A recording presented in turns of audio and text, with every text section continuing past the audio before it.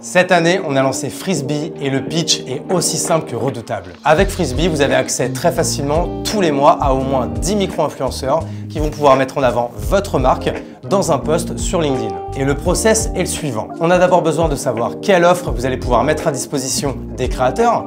Par exemple, 6 mois gratuits, 12 mois gratuits, 1 an et demi gratuit, 2 ans gratuits. Plus l'offre sera belle, plus vous avez de chances d'attirer les meilleurs créateurs et créatrices. En numéro 2, quelle offre vous allez mettre à disposition des audiences de ces créateurs. Par exemple, un free trial de 15 jours, de 30 jours ou même de 2 mois. Encore une fois, plus l'offre est belle, plus vous augmentez vos chances de conversion. Et enfin, il vous suffira juste de nous mettre à disposition un lien UTM pour traquer les résultats de l'OP et un Media Kit avec vos éléments de langage, vos images, vos vidéos, vos gifs pour illustrer les posts des créateurs. Et ensuite, de notre côté, en un, on va recruter déjà 10 micro-influenceurs pour vous et on va coordonner tout le processus de A à Z. Ensuite, on va pouvoir centraliser tous les résultats, les liens de chaque post et leur reach affilié. Et dès la fin de l'opération, nous pourrons vous envoyer toutes les datas reliées à votre campagne. Le nombre de clics, le nombre de vues et le taux d'engagement. C'est simple, non? En matière de résultats attendus, je peux te donner un exemple très simple d'une campagne qu'on a menée pour Notion le mois dernier. Notion nous avait demandé un pack de 15 micro-influenceurs. Nous avons donc recruté 15 micro-influenceurs qui ont fait 15 posts sur leur compte LinkedIn. Résultat, plus de 115 000 vues en cumulé et pour un prix de seulement 1 000 €. Ce qui fait environ 50 € par post et moins de 10 € les 1000 vues. C'est tout bonnement imbattable. Et si vous voulez tester, vous pouvez cliquer sur le lien ci-dessous. Et à très vite sur Frisbee. Du coup, c'est cool, ça enregistre. Du coup, je suis avec Nora. On ne se connaît pas encore. On a dû se parler peut-être 2-3 fois sur LinkedIn à peine. Moi, je te connaissais évidemment du Guide Ultime. Je te suivais sur les réseaux. Je t'ai encore plus connu quand tu es passé sur M6, sur Qui veut être mon associé avec ton associé sur Guide Ultime, qui est également passé dans le podcast. Son épisode, je crois qu'il sort là dans 2 semaines à l'heure où on enregistre. Et franchement, ce que je te propose directement, Nora, c'est peut-être de te présenter, puis après, j'ai préparé aucun plan pour ce truc, mais je pense qu'on va trouver des sujets de discussion. Ok, ça marche. Déjà, merci beaucoup pour l'invitation. Très cool, ton podcast. Dommage que tu le fasses plus chez Podspace, mais j'accepte Riverside avec plaisir. Donc, je m'appelle Nora, j'ai 29 ans. Je suis entrepreneur depuis 2018 maintenant. Je suis une ancienne de la restauration, donc j'étais serveuse, puis chef de rang et responsable, puis directrice de resto. Et en gros, j'ai monté ma première boîte en 2018 pour résoudre un problème que j'avais dans la resto. Et c'est une boîte que j'ai revendue, donc c'était un SaaS. J'ai revendu en 2021 à Hey Pongo et après avoir passé 3 ans à l'idée, le marketing, j'ai quitté Pongo il y a quelques mois pour me consacrer du coup notamment au Guide Ultime, donc qui est le gros média lifestyle que tout le monde connaît, qui existe depuis 2020-2021 à peu près, qui compte un peu plus de 2 millions d'abonnés sur toutes les plateformes. Et à côté de ça, j'ai aussi plein d'autres activités, un peu comme toi. Et j'ai notamment donc une agence qui s'appelle Emercy, qui existe aussi depuis 2018. Et je viens d'ouvrir un restaurant avec ma meilleure amie qui s'appelle Afo, qui est un resto laotien de vente à emporter à Paris. On ouvre notre deuxième resto là dans 2 jours. Et voilà, et j'ai aussi repris le lead tout récemment de Meraki, qui est un média business coporté par Com, le groupe Com, Harold et Flo, si vous m'écoutez. Voilà, et dessus je suis associée avec Paul Sada. Ok, donc du coup, on est vraiment sur une multi-entrepreneuse de ouf. Même moi, je pense que là, du coup, je peux pas lutter. Même si moi, en plus, moi, tu vois, maintenant, là, récemment, j'ai décidé de faire l'effet inverse, d'essayer de me focus pour la première fois de ma vie sur une seule boîte pour voir ce que ça donne. Mais du coup, je te comprends amplement. Mais tu vois, du coup, ma première question, et là, du coup, c'est une question même intéressée, elle va concerner du coup ma Meraki, ce média, du coup alors, peut-être que vous recréez, parce qu'en fait, du coup, c'est Meraki, c'est Feu comme média, du coup, qui s'était Mm. arrêté parce que ça a cannibalisé un peu la marque de Com, du coup, l'agence audiovisuelle dont Harold Gardas est le CEO. Et du coup, moi, il y a un truc là qui revient dans mon feed plusieurs fois, c'est ce fameux format là que vous lancez, qui s'appelle Sur le grill. Franchement, je pense que quand le podcast sortira, j'espère que ce sera enfin sorti, parce que je pense que ça fait 2 mois que vous nous faites saliver avec ce format. Est-ce que tu peux le pitcher et nous dire quand est-ce que ça sort? Ouais, alors du coup, tu n'étais pas assez sur les réseaux cet été puisqu'on a sorti nos 2 premiers épisodes pendant le mois d'août. Sérieux? Bon, bah, je vais aller Ouais, regarder alors. dont un épisode exceptionnel avec Clara Gold, qui est aussi passée sur Légende quelques semaines après, et donc qui s'est pris une vague de haine internet, alors que c'est une meuf complètement starbée, mais qui peut en inspirer plus d'une et plus d'un. Et donc, on sort le 3e épisode demain. Du coup, enfin, il sera déjà sorti, mais demain, c'est William de Boku, la marque e-commerce qui fait des millions d'euros, qui passe du coup sur le grill. Cette fois-ci, ce sera moi la présentatrice et l'intervieweuse, puisque le but de ce format, c'est de poser 20 questions à un entrepreneur, de la plus chill à la plus piquante. Et le but, c'est de vraiment déconstruire un peu tous les codes 100% bullshit qu'on peut voir sur LinkedIn et d'aller poser des questions ultra transparentes, type bah tu gagnes combien et est-ce que tu peux le prouver? Est-ce que tu t'es déjà embrouillé avec quelqu'un? Est-ce que tu as déjà trahi quelqu'un pour le business, etc. Et en fait, on fait des petites recherches en amont. Les gens passent sur le format, en général, t'es bien stressé parce qu'il y a pas mal de questions où tu dois aussi prendre position, notamment vis-à-vis de Oussama Hamar, LinkedIn, les infopreneurs, etc. Et en fait, on voit à quelles questions l'entrepreneur s'arrête. Donc pour l'instant, on a eu un 18, un 20 sur 20. Et je vous spoile pas pour William, mais c'est un très bel épisode aussi. Et voilà. Bah, Et donc étant donné sur qu'il le sera grill, déjà c'est sorti, vraiment... tu peux le dire. Non, c'est mort. Comme ça, les gens iront le regarder. C'est sur Meraki sur YouTube pour le voir en vidéo, et sinon sur toutes les plateformes de podcast. Voilà. Et après, sur notre Insta et notre TikTok, on met les meilleurs moments pour ceux qui ont la flemme de passer 45 minutes avec nous. Putain, c'est trop cool. Et en effet, William, qui est également passé dans le podcast cet été, du coup, pareil, l'épisode sortira le courant septembre. Encore une fois, je pense qu'il sera déjà sorti quand celui qu'on est en train de faire sortira. Et en fait, à un moment donné, il me faisait une remarque, il me disait, j'espère que pour eux qu'ils ont tourné plein d'épisodes, parce qu'une fois que les premiers épisodes seront sortis, ça pourrait être un peu difficile de refaire en fait ces formats, parce que les gens, du coup, seront peut-être plus préparés, auront les codes, et ça pourrait risquer de perdre en authenticité. Alors c'est pas lui qui m'a dit ça, c'est moi qui le dit. Comment vous allez un peu pallier à ça pour que ce soit un format qui puisse éventuellement durer dans le temps, parce que je suppose que ça va cartonner, ça, les gens ils adorent. Alors, j'avoue que c'est ce que 100% de nos invités nous ont dit. Donc, au lieu de faire une petite saison, on a fait une grosse saison avec beaucoup plus qu'on devait faire un peu moins de 10 épisodes. On en a fait beaucoup plus. Et en fait, on est déjà en train de travailler sur un format peut-être un peu plus court, mais encore plus piquant. Et il faut savoir que chaque question est quand même... Il y a des questions voilà, qu'on pose à tous les invités, mais il y a pas mal de questions qui sont liées à l'invité en question. Donc, c'est difficile du coup de vraiment se préparer. Ouais, Et de préparer. surtout tout le travail de recherche en amont. Tu vois, on a eu au téléphone, moi par exemple, j'avais eu le mec de Clara Gold. Et du coup, j'ai pu lui poser des questions sur Clara, sans qu'il sache vraiment mais pourquoi elle me pose toutes ces questions, etc. Du coup, ça a pu orienter un petit peu les interviews. Après, franchement, si ça fait un carton et que plus personne veut passer dessus, pour moi, c'est quand même un banger. Ça veut dire que on a tous quelque chose à se reprocher, et je suis contente que ça ait existé, quoi. Donc du coup en fait c'est la première émission en fait où il faut t'y rendre avec carte d'identité, passeport et avis d'imposition quoi. Exactement. Et tes codes de ton compte bancaire, plein de choses. Ok, écoute, on aime, on aime. Et toi, tu me disais donc il y a déjà un épisode qui a fait un peu polémique. En fait, c'est quoi la raison?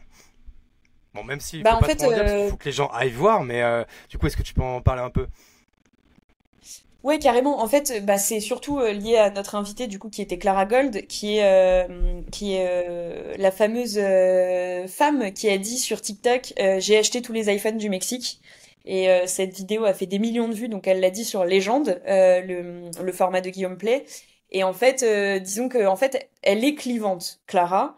Mais pour nous, c'était important en premier épisode de montrer en fait que déjà on laisse la parole. Il y a rien qui a été coupé. Elle peut aller loin dans ce qu'elle dit. Il y a un moment où elle dit, elle prévient ses investisseurs qu'elle a prévu d'être maman et de tomber enceinte. Et tu vois, elle le dit en mode, les gars, ma boîte, en fait, si je tombe enceinte, bah, je ferai des micro-siestes, mais j'y arriverai quand même, etc.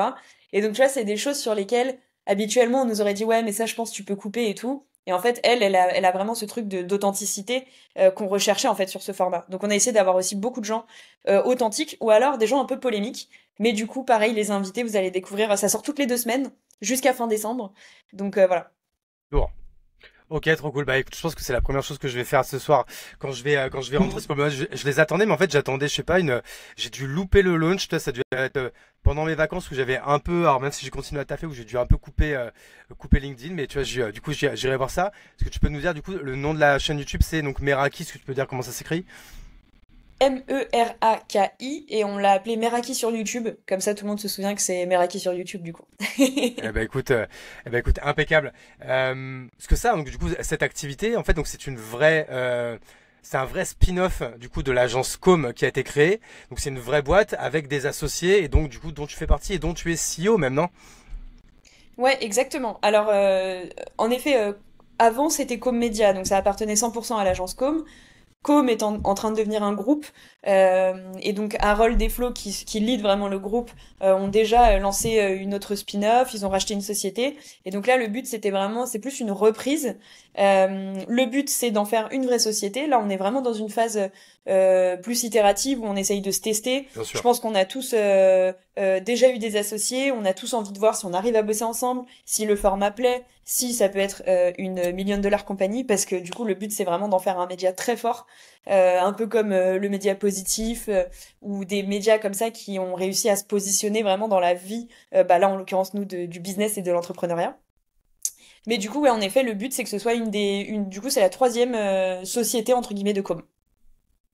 Ok, et du coup, c'est quoi les ambitions de Meraki? Est-ce que, je sais pas, c'est de devenir le Combini du business ou est-ce que c'est sortir des nouveaux formats tous les jours? C'est d'avoir, je sais pas, demain une douzaine de formats qui tournent avec des systèmes de saison, des formats courts, moyen long, plus longs, full YouTube. Enfin, je sais pas, est-ce que tu peux peut-être nous en dire un peu plus un peu sur le manifesto sur lequel vous avez dû tous vous mettre d'accord?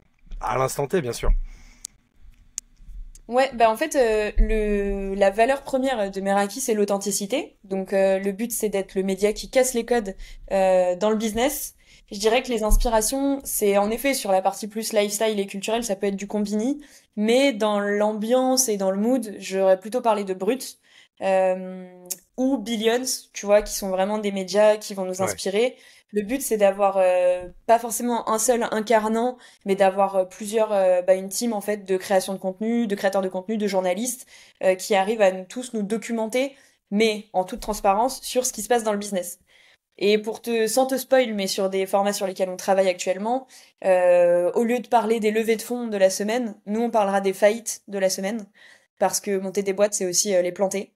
Voilà, on essaye vraiment d'aller chercher ce genre d'histoire, aller déterrer le tout premier cabis des plus grosses scale-up françaises pour voir bah, c'était quoi le début de Conto, c'était quoi le début de Payfit, combien d'associés ils étaient, c'était quoi leur capital social, etc. Et le but c'est vraiment voilà d'informer tout en cassant un peu les codes de ce qu'on a l'habitude de voir. Même si, on le sait, pour faire un média qui fonctionne, il faut parler argent, il faut parler pouvoir, il faut parler de tout ça. Le but, voilà, c'est d'être vraiment un peu décalé. Et c'est sur ce côté-là qu'on sera les plus innovants, en tout cas, tout en gardant les codes de médias qui fonctionnent très bien, dont le guide ultime, évidemment. Ok, et on va très vite en parler. J'avais juste une dernière question là-dessus. Est-ce que du coup, tous les formats que vous allez faire, ça va être un peu des formats invités, présentateurs, ou est-ce que demain, Meraki, ça va être, je sais pas, est-ce que vous allez produire des documentaires ou produire ce type de format-là, ou alors ça va pas du tout être votre guerre? Alors, j'ai pas de réponse concrète parce que tout est possible. En fait, le format vient justifier un propos. Donc ça peut être de l'interview, ça peut être du micro-trottoir. On a envie d'être un peu plus authentique que les médias business traditionnels avec un fond, une personne face cam, etc. Par contre, le fait de faire des gros formats, des documentaires, ce sera pas forcément notre métier. On pourra les diffuser. On pourra diffuser notamment des documentaires produits par Com, qui a toujours produit du documentaire. Mais nous, on a vraiment envie de se focaliser sur plutôt de la vidéo verticale, du snack content, que ce soit vraiment le média que tu peux grignoter tous les jours. Après, évidemment, d'ici quelques années, si on pouvait produire un super documentaire sur l'entrepreneuriat ou sur le business, carrément quoi. Ok, trop cool. On va passer du coup au guide ultime parce que c'est vrai que c'est aujourd'hui. Alors c'est vrai, tiens, même avant de parler du guide ultime, aujourd'hui, toi qui es donc du coup multi-entrepreneuse, est-ce que du coup tu es une reine de l'organisation de la productivité? Comment tu sépares ta semaine? Et du coup, comment tu arrives à séparer ton temps pour être efficace sur, on va dire, t'as quatre boîtes à gérer, quoi, grosso modo, aujourd'hui. Ouais, alors déjà, spoiler alerte, je suis trop mal organisée. Enfin, c'est un joyeux bordel organisé et je donnerai aucune leçon sur la productivité, à part ce que tout le monde sait déjà, à savoir essayer de digitaliser un maximum. Je prends plus de notes sur du papier, je fais tout dans mon Google Agenda, je n'ai qu'un seul agenda. J'utilise beaucoup les notes de l'iPhone parce que du coup, je peux être sur l'iPhone, sur l'ordi, etc. Mais globalement, avant, j'étais grave en mode comment je peux être encore plus productive, encore plus efficiente. Mais au final, j'ai arrêté de faire des to-do list. Et en fait, j'essaye de me focaliser tous Bravo à les toi. jours sur c'est quoi les choses essentielles que je dois faire aujourd'hui et comment je peux les faire de la meilleure manière possible. Après, la clé de tout ça, en fait, c'est pas moi, c'est les autres. C'est qu'en fait, je suis entourée. Sur toutes les sociétés, en fait, je ne suis pas seule. On prend des décisions ensemble et en fait, bah, on a des équipes, donc on arrive à déléguer, etc. Globalement, tout est à parfaire, mais aujourd'hui, par rapport à il y a 2 3 ans où j'avais tout autant d'activités, mais j'étais vraiment dans le jus tous les jours, j'arrive beaucoup plus à profiter bah, du coup de mes journées, passer un bon moment avec les équipes et en fait faire ce qui est essentiel et pas faire pour faire en fait. Voilà. Ok, je Ça comprends. répond pas trop à ta Bah, du coup, question, mais vas-y. en gros, Ouais, je me ça démerde. répond complètement à ma question. Et je vais même enchaîner avec une question sur le grill. Et du coup, sur les quatre boîtes, c'est laquelle que tu préfères? T'es un monstre. Euh, alors, je pense que émotionnellement, c'est le guide ultime. Parce qu'en fait, le guide ultime a changé, entre guillemets, ma vie, a changé la vie de pas mal de gens dans l'équipe. Parce que la notoriété du guide ultime permet d'avoir accès à des choses que même l'argent ne peut pas te donner.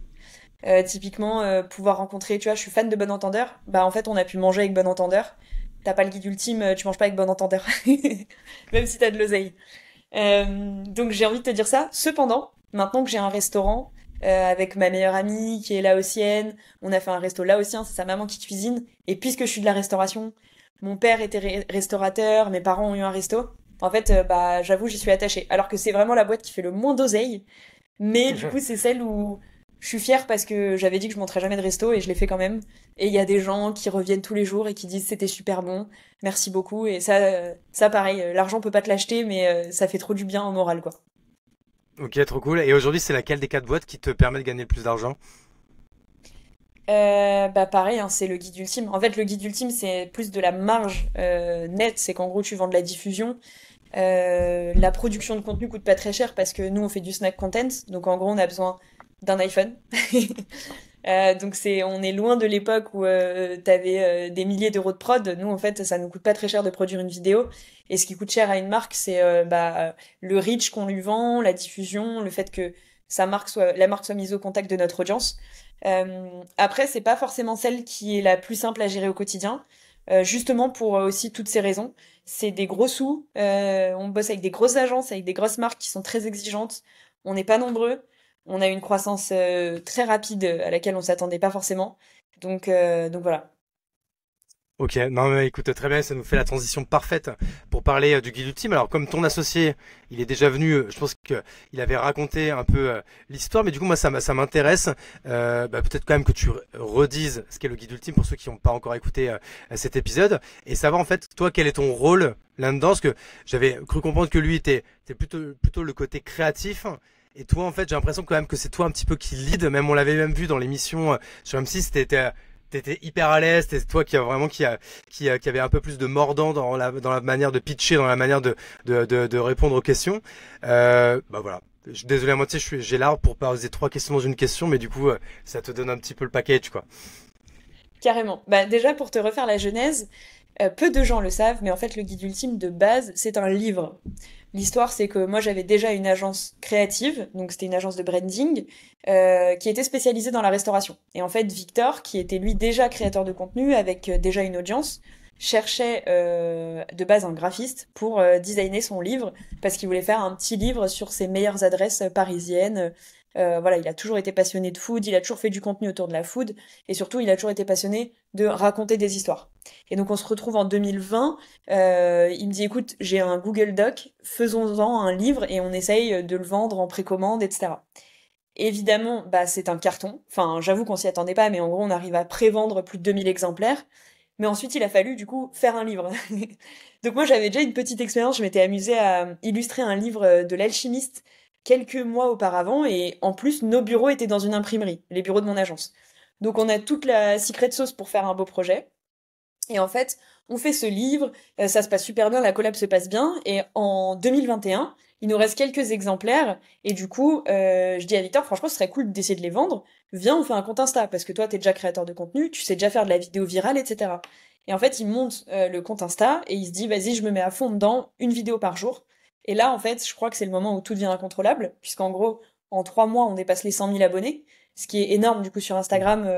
C'est voilà, après je sais pas si ce serait reproductible aujourd'hui, mais globalement, il venait de lancer la fonctionnalité Reels. Victor avait déjà une audience et une notoriété, il fait du trop bon contenu. La curation, parce qu'en fait, il partageait une adresse par jour, la curation était trop bien. Et du coup, bah en fait, c'est devenu une société, c'est devenu le guide ultime de Paris tel que vous le connaissez aujourd'hui, mais sans avoir. C'est la première boîte où en gros, on n'avait pas de business plan, on n'avait pas d'argent, on n'avait rien en fait. Tous les trucs qu'on t'a appris dans les incubateurs et tout, là nous on n'avait rien, on avait juste notre bite, notre couteau et un téléphone. Et du coup, voilà, ça a vraiment commencé à marcher. Après, petit à petit, du coup, on a beaucoup plus appris à travailler ensemble. Victor, ça a toujours été l'image, en fait, du guide ultime. C'était l'incarnant pendant plus de 2 ans. Il était seul en incarnant. Ensuite, on a recruté son meilleur ami, qui est devenu notre deuxième incarnant. Puis, Pauline, qui était notre toute première employée. Donc, on a eu plusieurs créateurs de contenu.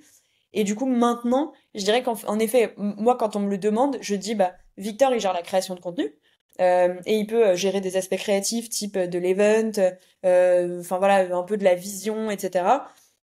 Il fait aussi beaucoup le canal d'acquisition parce qu'en fait, il arrive très facilement, en tout cas c'est dans ses talents, quand on a lancé un produit, bah on arrive à être sold out en 10 heures, etc. Et en fait, moi le but c'est que une fois qu'il a fait tout ça, qu'on est visible, etc. Bah je récupère tout le reste.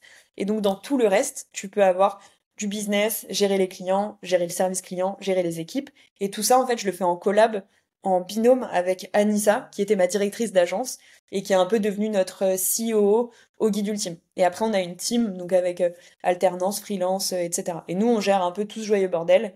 Et Victor et Ali font surtout du très bon contenu. Ok, bah écoute, un super pitch hyper complet. Aujourd'hui, du coup, le guide ultime, c'est quoi la table de capitalisation aujourd'hui? C'est quoi les parts un peu que vous partagez tous les deux? Et je vais poser une question mais bête. Je me rappelle plus. Vous aviez levé vous dans Qui veut être mon associé ou pas? Bah, Je du crois que coup, je oui, sais mais pas c'est si pas encore fait, non? C'est ça? Bah, je sais pas à quel moment t'as enregistré avec Victor, mais du coup, je vais te donner l'exclu, puisqu'on l'a pas encore Il y a un partagé. mois. Euh, Nous n'avons pas levé. Nous ne sommes pas allés au bout, ni avec Tony Parker, ni avec Jean-Pierre Nadir, pour des raisons bien distinctes, hein, les deux. Après, j'ai envie de te dire, rétrospectivement, c'est un peu un mal pour un bien, parce que on est indépendant depuis le début. On est, bah, la table de capi, c'est très simple, c'est 50-50. Ok. Donc en gros, on est indépendant, on est autofinancé, on fait nos propres choix de développement, d'investissement, etc. Et en fait, pour avoir déjà eu des investisseurs ou été par exemple chez Pongo qui est très très très financé avec des fonds derrière, etc., tu perds quand même une partie, pas de ton âme, mais disons de ta liberté entrepreneuriale. Et en fait, je me dis si ça s'est pas fait, c'est que ça devait pas se faire. Mine de rien, M6, franchement, Psartek à vous, parce que la puissance d'M6, malgré le fait que moi je regarde plus du tout la télé, j'avoue que cette émission, elle a changé la donne. En fait, elle a changé la face du guide ultime. On est beaucoup plus pris au sérieux. Les marques nous connaissent enfin parce qu'en fait, t'as beau, tu vois, nous on peut bosser avec une marque comme Free par exemple, mais en gros, les décisionnaires de Free, ils suivent pas forcément le guide ultime parce qu'on a une audience quand même assez jeune. Et en fait, là, ce qui était intéressant, c'était bah, d'avoir plus une audience un peu plus âgée, qui est peut-être directeur marketing d'une super marque, etc., qui nous a vus à la télé et qui dit ah là c'est bon, je peux confier du budget média au guide ultime. C'est pas juste le petit truc influenceur pour les jeunes. Et du coup, ça a été très facile parce que, bah, tu vois ma gueule, moi déjà j'ai une tête de bébé. On partage des adresses qui sont plutôt des adresses accessibles, donc qui vont toucher une jeune cible étudiante et tout. Et on a rarement été pris au sérieux par les marques. On était surtout, voilà, les petits influenceurs. Et maintenant, on est vraiment genre l'agence créative, la boîte média, celle à qui tu peux confier du budget, qui peut te faire un plan de com, etc. Et ça, du coup, moi, c'est ma plus grande fierté. Parce que la publicité, le marketing, le média et tout, ça faisait des années que j'avais envie d'y toucher. Et là, bah, ça nous est tombé dessus, quoi. Ok, trop cool. Et est-ce que tu peux dire, parce que là je suppose qu'il y a quand même des choses qui sont sûrement confidentielles, pourquoi ça ne l'a fait ni avec Tony Parker ni avec Jean-Pierre Nadia? Ouais, bah Tony Parker, alors il y a deux choses. La première, c'est que nous, tu sais quoi, full transparence. En gros, le projet qu'on leur a vendu et la manière dont on a structuré notre boîte, c'était accolé à ma boîte, qui était du coup Emercy. Et en fait, on a cumulé les chiffres d'affaires, on a cumulé les équipes, etc., pour avoir un pitch très fluide. Et du coup, il y avait un projet chez nous de Fusac. Pour que les deux sociétés n'en soient plus qu'une seule. Et pour être très honnête, c'est un petit conflit interne où en gros, finalement, cette fusion ne s'est jamais faite. Et donc, déjà que Tony Parker n'a pas beaucoup de temps, Jean-Pierre Nadir non plus. Quand on leur a expliqué tout ça, Tony Parker, il a dit franchement moi, pas le time et de toute façon, j'irai pas au bout de beaucoup d'investissements cette année parce qu'en gros, pour la petite histoire, il est pas allé au bout de beaucoup d'investissements sur qui va être mon associé. Du coup, on n'a pas trop forcé, même si trop bon gars, trop bonne rencontre, hyper bienveillant. Voilà, enfin, on a beaucoup appris à ses côtés, c'était très cool. À l'inverse, Jean-Pierre Nadir, là pour le coup, bah à nouveau, c'est un peu, enfin moi, je sais que de mon côté, j'ai énormément de mal avec les profils. Je suis un vieux monsieur et je vais t'apprendre la vie. Et du coup, j'avoue que c'est moi qui ai un peu dit, franchement, j'adore ce gars, hein, je suis admiratif depuis très longtemps et tout. De là à l'avoir en associé, à devoir avoir des discussions, alors que déjà j'ai une grande gueule, je suis une meuf, je suis jeune, j'ai beaucoup d'ambition, etc. Si j'ai un gars comme ça, c'est sûr ça va partir au clash. Et bah pour moi, avoir des associés, c'est la première bonne décision que tu prends dans ta boîte. Donc du coup, c'est un peu en commun accord avec Victor. Il y a aussi un mentor qui nous accompagne qui s'appelle Reda et on s'est dit bah on va pas au bout du tout. En fait, on va au bout avec personne. Voilà, globalement.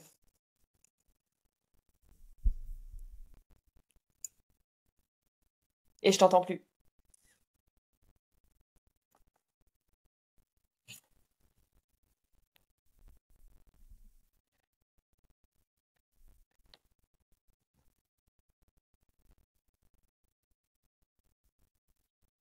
Tu m'entends? Alors merde, j'ai eu un bug là. Est-ce que tu m'entends? Ah, c'est revenu. Oui, ça y est, je t'entends. Ouais, ouais, désolé, il y a eu juste un petit bug au moment où tu me disais, enfin, comme un accord avec Victor, on s'est dit que du coup, bah, on le faisait pas, quoi. Ouais, bah c'était la fin de ma phrase, mais après moi je t'ai complètement perdue. Non, non, mais écoute, il n'y a pas de problème, on verra ça au montage, on fera un petit cut là-dessus. Bah, en tout cas, merci en tout cas pour la transparence. Je vois que de présenter sur le grill, du coup, ça t'a amené à bonne école.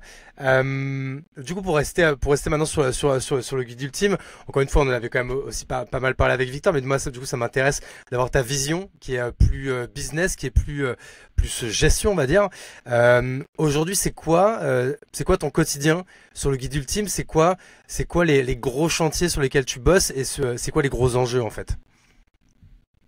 Bah les gros chantiers desquels on sort suite à qui va être mon associé, c'était de transformer un compte Instagram en média. Et donc ça impliquait d'avoir un nouveau site internet, de démultiplier en fait la plateforme de marque, dans le sens on est un réseau display.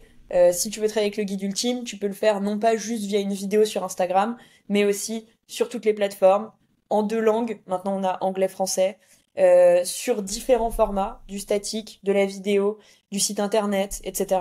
Et donc en gros, ça a été vraiment le gros chantier qu'on a mené du coup beaucoup avec Anissa et avec les équipes euh, pour bah, diversifier entre guillemets nos sources de revenus et proposer aux marques non pas voilà comme je te disais une vidéo comme le ferait un influenceur, mais plutôt un plan de com ou un plan média qui lui permet du coup en fonction de son budget d'être plus ou moins visible, d'aller toucher plus ou moins d'audience et surtout un funnel d'acquisition plus ou moins chaud, je dirais. Parce que voir une vidéo quand t'es sur tes toilettes en train de scroll, c'est pas la même chose que d'être dans une base de données bien travaillée, de lire un article au complet, etc. En termes d'attention, c'est pas la même.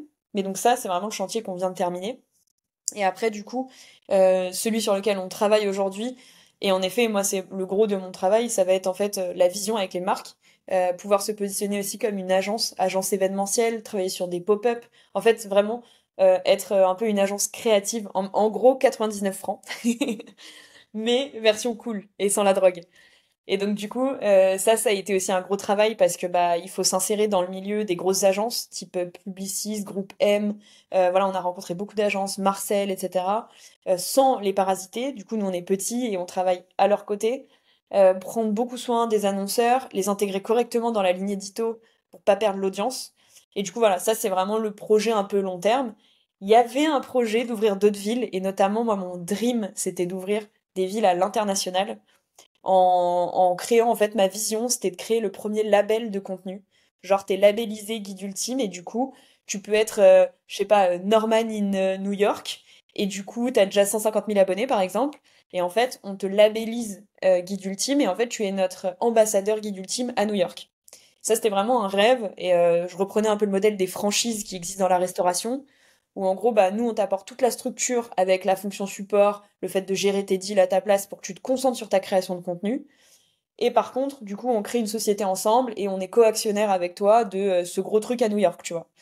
Après, sur le papier, c'était cool, mais ça, c'est un projet qui se finance. Et du coup, c'était un peu bah, le plan de développement avec les 250 000 euros qu'on levait sur qui va être mon associé. On l'a pas fait. Je sais pas si ça arrivera un jour, mais si ça le fait pas avec le guide ultime, je le ferai avec quelque chose d'autre parce que j'y crois à mort.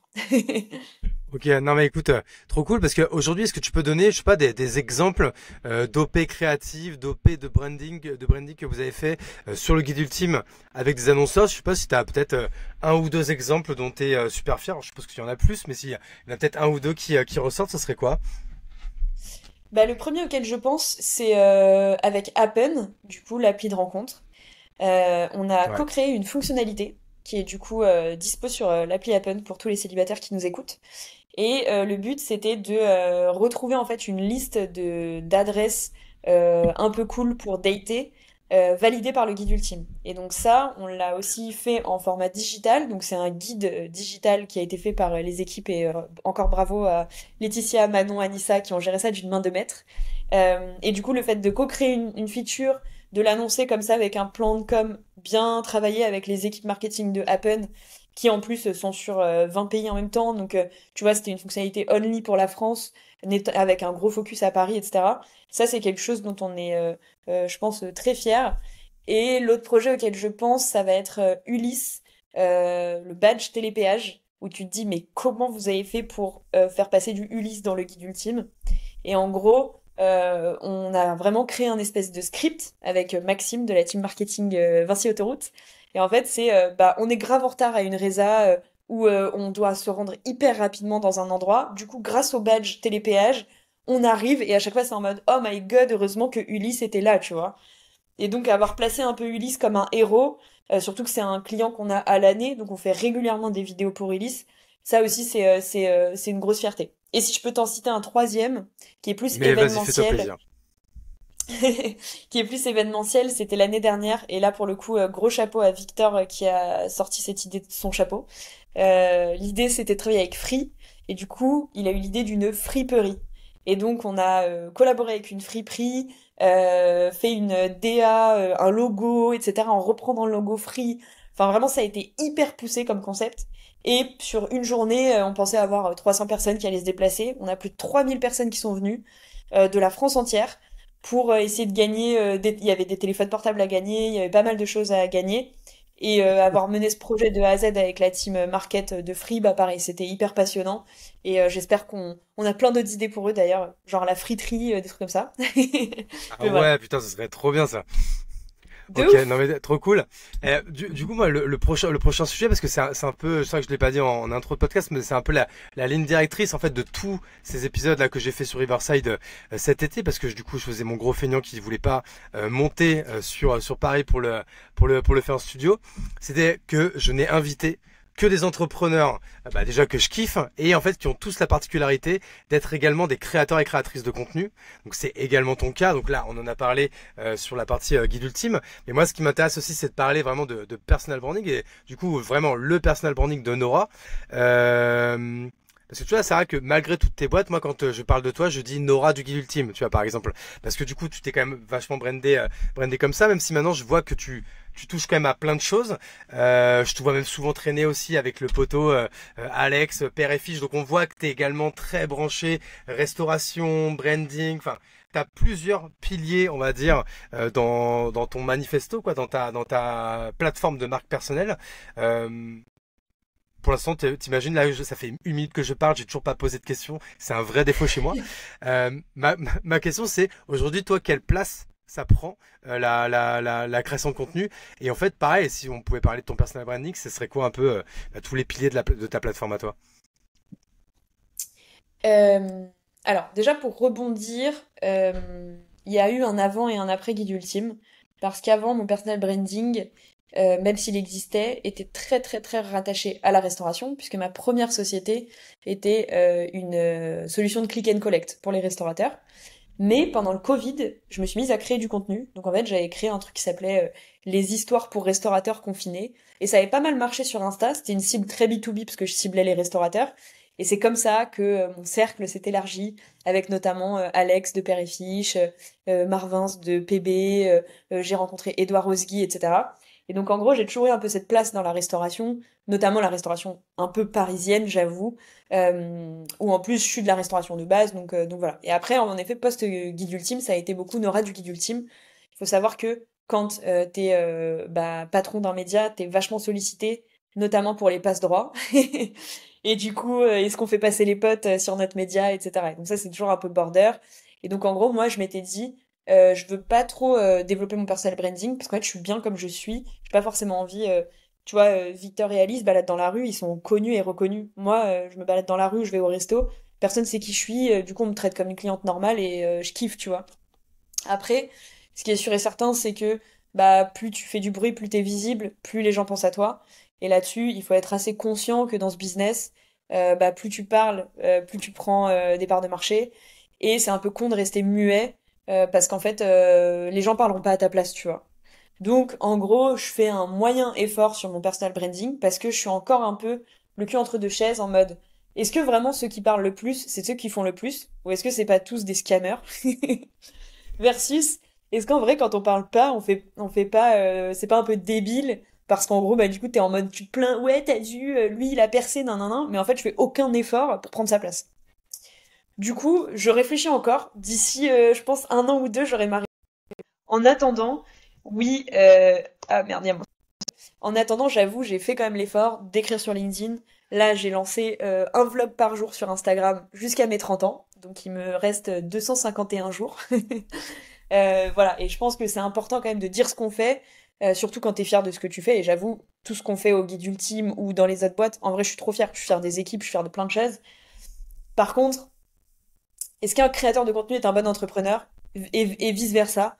Gros débat, lâchez-vous dans les coms, je ne sais pas, tu vois.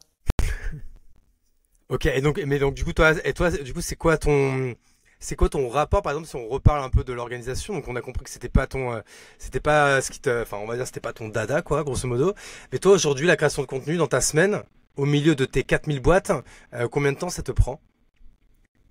Bah en fait c'est pas ma prio. Donc ça me prend du temps quand j'en ai envie et en fait je fais aussi beaucoup personne ne le sait mais je fais beaucoup de création de contenu en marque blanche finalement parce que bah on gère des campagnes avec des marques du coup on fait de la vidéo parfois c'est ma voix en voix off mais bon personne ne connaît donc personne ne le sait et en fait c'est ça mon focus c'est bah faire en sorte que les business aillent bien qu'on déroule ça correctement tout au long de l'année. Après s'il me reste du temps bah je prends soin de mon personal branding mais c'est ni dans ma routine, ni dans ma prio jusqu'à présent. Ça a pu l'être, mais ça ne l'est plus. Voilà. Et toi, c'est quoi ton channel de prédilection? Ouais, par exemple, si demain là les gens doivent aller te suivre, alors évidemment ils peuvent aller te suivre sur Insta, sur LinkedIn, ils peuvent suivre le guide ultime un peu partout. Mais si on veut en savoir plus sur Nora, c'est où qu'il faut, si on a le choix avec un seul channel, où est-ce qu'il faut aller te suivre? Franchement, aucune réponse possible parce que sur Instagram, je partage. Bah après c'est cool, il y a un vlog par jour, je fais des stories, etc. Mais j'avoue que venez me voir au resto, 44 rue de Berry, et puis on discutera et on prendra un café et vous mangerez des petits chats en rigolant puisque c'est le concept du resto. Et voilà. Et je pense que c'est la meilleure manière de me découvrir parce que mine de rien, les réseaux te donnent une partie de la facette de quelqu'un, mais pas du tout 100%. Du côté positif comme du côté négatif. Je suis peut-être une grosse biatch si ça se trouve. Mais voilà. Ok, non mais écoute, complètement, bah, en fait, ça me fait la transition parfaite, parce que tu vois, pareil, je pense que c'est le rêve de beaucoup de gens, tu vois, bah, des entrepreneurs comme moi qui aiment toucher à tout, qui ont un peu le FOMO ou quoi. Évidemment, avoir un resto, c'est sur ma liste des choses à faire avant de crever. Bah toi, tu viens de ce monde-là. Là, tu viens de remonter du coup une enseigne. Donc, si vous en montez un deuxième, ça veut dire que le premier fonctionne bien. C'est-à-dire que vous avez une belle brand, une bonne clientèle et que vous avez, on va dire, un product qui market fit, on va dire. C'est quoi s'il y a des gens qui nous écoutent qui voudraient monter un resto? Je sais pas, je pense que là, t'as pas assez de 5 minutes pour donner le playbook, mais c'est quoi, on va dire, un peu dans les grandes lignes, ce sur quoi il faut se focus en priorité? Bah, au-delà de tout ce qu'il faut faire avant, genre trouver un local, potentiellement trouver du financement si t'as pas les sous, trouver une équipe, etc. En fait, pour moi, c'est ton produit, ta clientèle, quoi. C'est un truc que je disais beaucoup à l'époque de quand j'avais ma première boîte qui s'appelait S'il vous plaît. J'expliquais beaucoup aux restaurateurs qui passaient une période très compliquée avec le Covid qu'en fait, il suffit de 1000 clients contents pour faire tourner un resto. Parce qu'en fait, le truc qui est cool avec la restauration, c'est qu'on mange 3 fois par jour. Donc globalement, si t'es pas con et que t'arrives à fidéliser ne serait-ce que tes voisins, en vrai, t'es dans un pâté de maison, il y a bien 1000 personnes qui vivent autour de toi, tu vois, dans tous les immeubles, etc. Mais en fait, si déjà tu fidélises eux, en fait, ton business, il tourne. Et après, tu peux faire du marketing, tu peux faire appel à une agence RP, tu peux faire des vidéos comme Alex, tu peux faire tout un tas de choses. Mais en fait, déjà, les gens qui passent devant ton restaurant, comment tu les accueilles? Est-ce qu'ils ont envie de revenir? Et en fait, c'est vraiment, pour moi, c'est beaucoup d'efforts micro pour un truc macro où après, derrière, ton resto il tourne, etc. Sans s'endormir, comme beaucoup de restaurateurs vieux de la vieille, sans s'endormir non plus là-dessus, parce qu'il y a beaucoup de restos qui aujourd'hui sont en PLS, alors qu'ils ont super bien bossé pendant 20 ans, ils ont fait des chiffres de fou, et en fait ils ont pas su prendre soin de cette clientèle ou prendre le virage du digital, et à un moment, bah voilà, il faut vivre avec son temps aussi. Mais moi vraiment, c'est mon plus gros conseil. Franchement, le resto de mon père à l'époque, il y avait ni Instagram, il y avait rien. Par contre, il y avait tous les communistes qui s'entendaient bien, qui venaient manger son pigeonneau au vin. Et mon père, il se posait avec eux, il offrait le cognac. Et en fait, bah, il revenait toutes les semaines, tu vois. Et en fait, c'est ces mini-efforts qui font que derrière, ton affaire, elle tourne. Je pense qu'en plus ce conseil, là on le donne aux restaurateurs ou les gens qui veulent monter un resto, mais en fait ça s'applique à tout le monde. Et ça que tu as pour rester sur, on va dire, sur l'image et la métaphore du resto. En fait déjà t'imagines la chance que c'est d'avoir quelqu'un qui passe le pas de ta porte et qui dit je veux manger, donc du coup qui va consommer et qui va payer pour ça. Bah en fait toi tout ton business model c'est de faire qu'ils reviennent une deuxième, une troisième, une quatrième, une cinquième fois. En fait, c'est ça l'idée. Et en fait, c'est vrai que moi, toujours, tu vois, bah, moi, une fois, j'avais même fait un post là-dessus. Je disais, bah moi, souvent, je juge un bon resto à la qualité de ses chiottes. Bah, c'est vrai que tu mènes, en fait, je pense que, je sais pas quelle est la stat, mais tu vois, je pense que plus de la moitié des gens qui vont au resto, à un moment donné, ils vont aller pisser ou quoi. Et franchement, si dans les chiottes ça pue la merde, qu'il n'y a pas de papier ou que c'est la déco elle est à chier, et c'était très vulgaire là cette phrase. Bah du coup, tu vois, ça peut te laisser une expérience amère quoi. Et ça que tu vois, tu parlais tout à l'heure du poteau du frérot Edouard Ossegui du coup de Groupe Mimo. Bah, c'est ça que c'est con, tu vas à Groupe Mimo. Il y a un petit tapis rouge, déjà t'arrives, t'es un peu une star. Franchement, t'arrives, il y a une personne tout de suite qui vient t'aider, qui est souriant. T'as toutes les 5 minutes, on vient te dire ça va, t'as besoin de rien, t'as besoin de quelque chose. Pour payer l'addition, ils utilisent Sunday, donc du coup t'as même pas à te faire chier à attendre 1000 ans que le mec il vienne pour te donner la note. Enfin, c'est toutes ces petites attentions. Tous ces petits trucs, tu vois, c'est un peu comme les mecs qui foutent des bonbons dans les colis, tu vois, pour les e-commerçants. Mm. Bah putain, ça coûte rien, mais franchement, c'est con. T'as commandé un truc, t'as commandé une paire de chaussettes, on te met un petit Haribo dedans, bah t'es content et tu dis bah peut-être que je rachèterai une paire de chaussettes chez ce gentil chaussetier, quoi, tu vois. Ça se dit pas chaussetier, je crois, hein. Mais bon, bref, hein, tu vois, tout ça pour dire que je suis à 100% aligné avec toi et ça, en fait, on l'oublie toujours. Et tu sais que moi, le premier qui suis un vrai sales dans l'âme. Moi, une fois que j'ai vendu, souvent, tu sais, ce qui arrive après, c'est pas que ça me saoule, mais tu vois, j'ai envie de le déléguer ou quoi. Et en fait, de plus en plus, maintenant, je le garde parce qu'en fait, j'ai envie que toute l'expérience, elle se passe grave bien, parce qu'en fait, bah, c'est tout le secret dans la récurrence, quoi. C'est clair. Et dans le service. En fait, que ce soit un service dans un resto ou de la prestation de service, ce que tu vends, ça reste du service en fait. Et donc en effet, bah ton client, s'il se sent privilégié, et franchement, c'est le b.a-ba du marketing, hein. Avant même d'essayer de faire des funnels d'acquise, des sales-led, nanana, genre déjà juste viens, t'as un client qui vient, traite-le bien et fais en sorte qu'il réachète chez toi.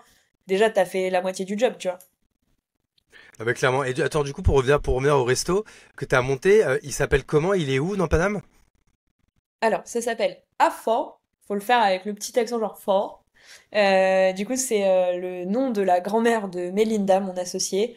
C'est un nom en chinois, puisqu'en fait, elle pensait être laotienne, mais avec la guerre, etc., beaucoup de Laotiens sont aussi sino-laotiens, donc il y a un peu de Chine. Ok.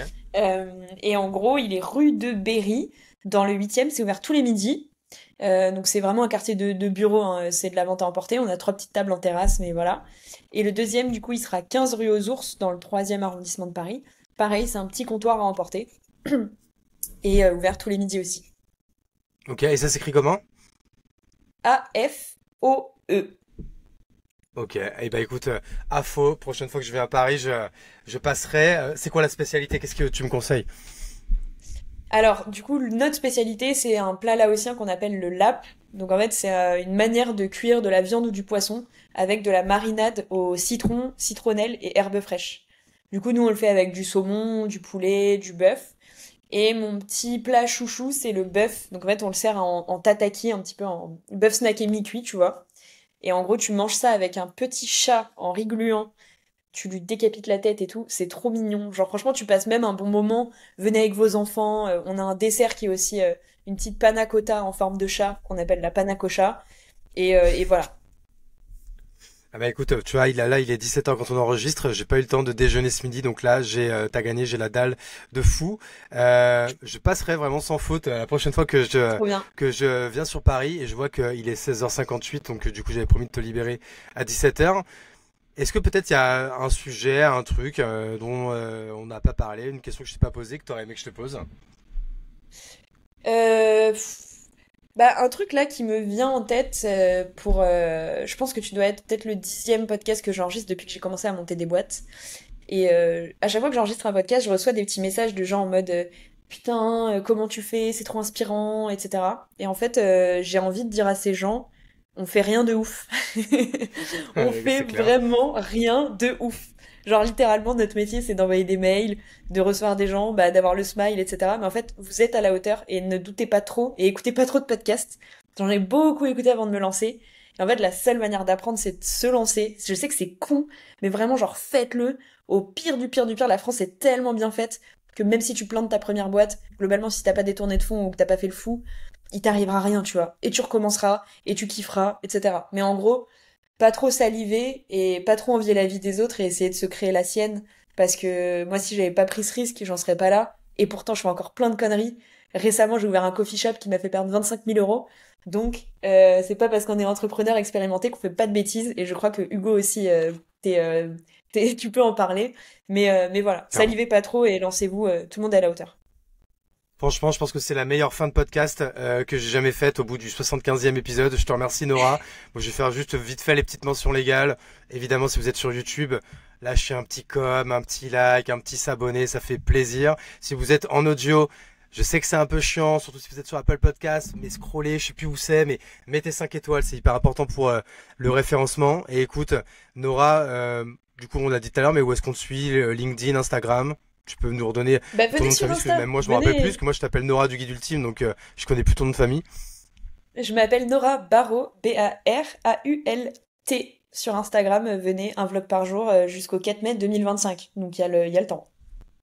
Parfait, et moi je vais aller m'enquiller ce soir du coup les 2 épisodes de Sur le Grill, sur Meraki sur YouTube, donc sur YouTube. Ouais. Merci Nora, merci à tous d'être toujours plus nombreux sur le podcast. Je vous embrasse et je vous souhaite une bonne journée, une bonne après-midi ou une bonne nuit. Allez, ciao! Merci.